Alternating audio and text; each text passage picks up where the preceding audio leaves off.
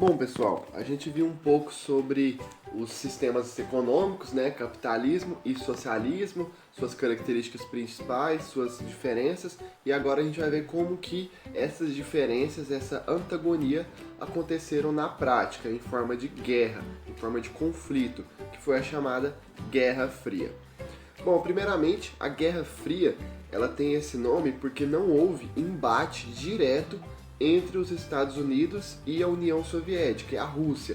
Não houve conflito armado direto, apenas conflitos indiretos em outras nações menores, como no Vietnã, como na Coreia, etc. E a Guerra Fria, ela basicamente foi um conflito ideológico, isso é importante, um conflito de ideias, um conflito político, um conflito econômico, um conflito social e militar entre as duas grandes potências do mundo que surgiram após o fim da Segunda Guerra Mundial, que foram os Estados Unidos e a União Soviética. Com isso, houve uma bipolarização do mundo entre essas duas potências, que se dividiram para controlar certas partes do mundo, as chamadas áreas de influência. Porém, essa bipolarização é um exagero de se falar porque os Estados Unidos tinham muito mais controle sobre uma área muito maior do mundo do que a União Soviética. Então ela não foi uma guerra igual, foi uma guerra totalmente desigual. Os Estados Unidos tinham muito mais força, poderio militar e tecnológico e influência e apoio de outras nações do que a União Soviética.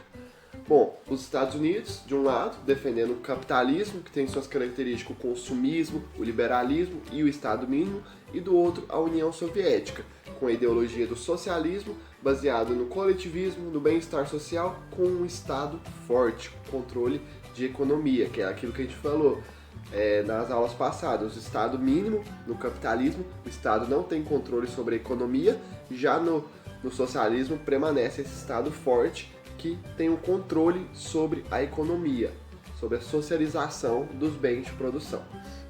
Bom, vamos retomar um pouco aqui sobre o capitalismo e o socialismo. O capitalismo, como vocês se lembram, ele se baseia no direito à propriedade privada dos meios de produção, o que permite a concentração da mais-valia, que é o lucro do capitalista sobre o trabalhador.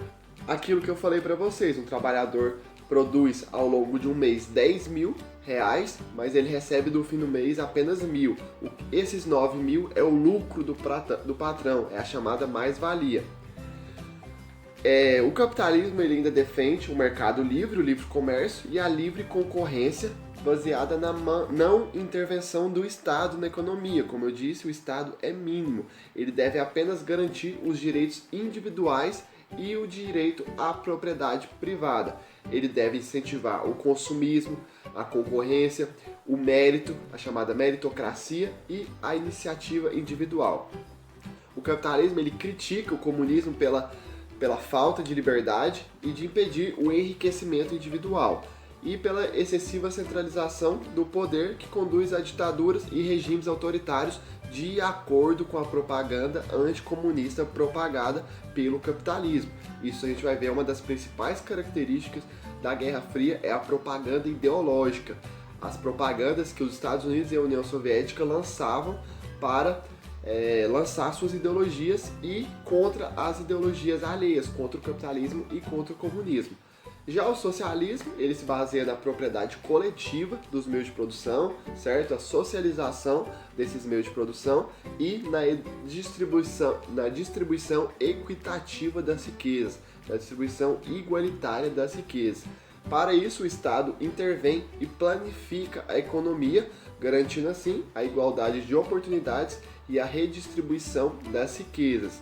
Ele incentiva o coletivismo, a inclusão social e a solidariedade social, valorizando a diversidade. O socialismo faz crítica ao capitalismo pela exploração da classe trabalhadora em benefício de uma minoria que acumula a maior parte do capital, que são os grandes capitalistas, pela profunda desigualdade social e não atender os mais oprimidos e assim garantir um sistema de miséria e fome para os mais pobres. Bom, como eu disse, a Guerra Fria ela repartiu o mundo, mesmo que de forma desigual, em duas grandes potências, Estados Unidos de um lado e União Soviética do outro, que procuravam influências em outros países para inserir a sua ideologia. Com isso, alguns teóricos dividem o mundo em três mundos. Primeiro mundo, que são os países capitalistas, Estados Unidos, Inglaterra, França, Alemanha Ocidental. E o segundo mundo, que são os países socialistas, União Soviética, China, Polônia, Hungria, Iugoslávia e Alemanha Oriental. E por último, o terceiro mundo, que são os países subdesenvolvidos, Brasil, África do Sul, Egito, Índia, entre outros. Bom, as principais áreas de influência do capitalismo e do socialismo tem nesse mapa que a gente consegue perceber no que se refere à Europa. O socialismo ele tinha influência sobre parte da Europa Oriental e a China. E o capitalismo, parte da Europa Ocidental e o Japão. Essa linha que divide a Europa Oriental e a Europa Ocidental é chamada de cortina de ferro.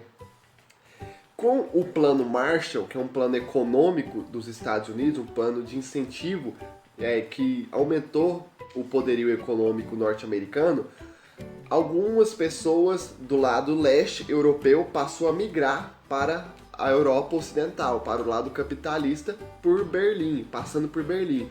Com isso, o lado socialista constrói um muro no ano de 1961, dividindo Berlim em Berlim Ocidental e Berlim Oriental. Esse muro ficou erguido até o ano de 1989. E com isso, a Guerra Fria ela foi muito forte na Alemanha, tanto que a Alemanha se dividiu em Alemanha Ocidental e Alemanha Oriental. Até na época da Copa do Mundo, tinha duas Alemanhas disputando.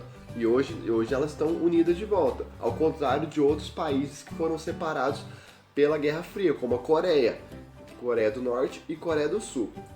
Na América Latina também teve uma influência da Guerra Fria, principalmente uma influência norte-americana. Os Estados Unidos, temendo que o socialismo, que o comunismo chegasse à América Latina, incentivou práticas e regimes militares na forma de ditadura, como aconteceu no Brasil, no Chile, no Uruguai e na Argentina. Então, eles incentivaram os militares desses países a tomarem o poder para evitar a chegada do socialismo, sob essa premissa de que o socialismo poderia chegar. Na África, não teve muita influência da Guerra Fria, porque os países africanos estavam acabando de sair de uma colonização europeia. Eles estavam se tornando independentes depois de um longo período de exploração europeia na África, no continente africano. E por isso eles pensavam em novas medidas econômicas que não fossem as medidas imperialistas, porque a África, até hoje, ela tem as consequências severas dessa colonização, do neocolonialismo, que é a fome, a miséria, e são países que até hoje permanecem. Alguns países da África subdesenvolvidos não conseguem crescer porque foram totalmente explorados e destruídos pela Europa. Bom, com o fim da Guerra Fria, se instaura a chamada Nova Ordem Mundial, que é o domínio dos Estados Unidos e que se mantém até hoje. A Guerra Fria ela chega ao fim com a queda do Muro de Berlim em 1989, ela começa a enfraquecer aí, e com o fim da União Soviética em 1991. Essa imagem mostra o momento em que o Muro de Berlim foi derrubado, representando a volta da Alemanha com uma Alemanha unida. Bom, como eu disse no início, um dos principais artifícios da Guerra Fria foi a propaganda ideológica, a propaganda norte-americana anticomunista e a propaganda soviética anticapitalista. Aqui eu separei 3 cartazes da propaganda ideológica anticomunista. Essa primeira é uma propaganda suíça, que está escrito menos de 5 dias para se prevenir da sabotagem comunista, não as ações comunistas. Esse foi um cartaz que foi distribuído no período das eleições na Suíça em 1935. E a foice e o martelo, que representam o símbolo do socialismo, que estão aqui no relógio, estão indo em direção a decepar a cabeça de Genebra, que é a capital suíça, no período pré-eleitório, no período de pré-eleições. O que está querendo dizer? Que o socialismo vai destruir Suíça, vai destruir a capital da Suíça se não houver uma intervenção do povo, uma intervenção contra o comunismo. O segundo é a capa da HQ da revista em quadrinhos do Capitão América, que é o Capitão América desafiando as hordas comunistas, lançado em 1954. A gente vai ver muito isso em quadrinhos, em desenhos, no cinema, em séries de televisão, a propaganda anticomunista. Um outro exemplo disso é o filme Rambo, do Sylvester Stallone, e também do Rocky Balboa, lutador que desafia, que luta com os russos e etc. E esse último cartaz é um cartaz mostrando como vai ser a América sob o comunismo, sob o domínio do comunismo, a América em chamas e guerra, e em guerras. Este é o amanhã, está escrito América sob o comunismo. E aqui a propaganda ideológica anticapitalista. A primeira, Vergonha Americana, é um cartaz soviético de 1968. Está falando das questões raciais, daquelas contradições raciais que ocorriam e ainda ocorrem nos Estados Unidos, o preconceito racial. O segundo cartaz mostra a Estátua da Liberdade e está escrito: se isso é liberdade, o que é prisão? É um cartaz soviético também de 1968. E por último, o mundo vai comer guerra, um outro cartaz soviético de 1953. Bom, então é isso, pessoal. Espero que tenham gostado. Bons estudos e até breve. Tchau, tchau.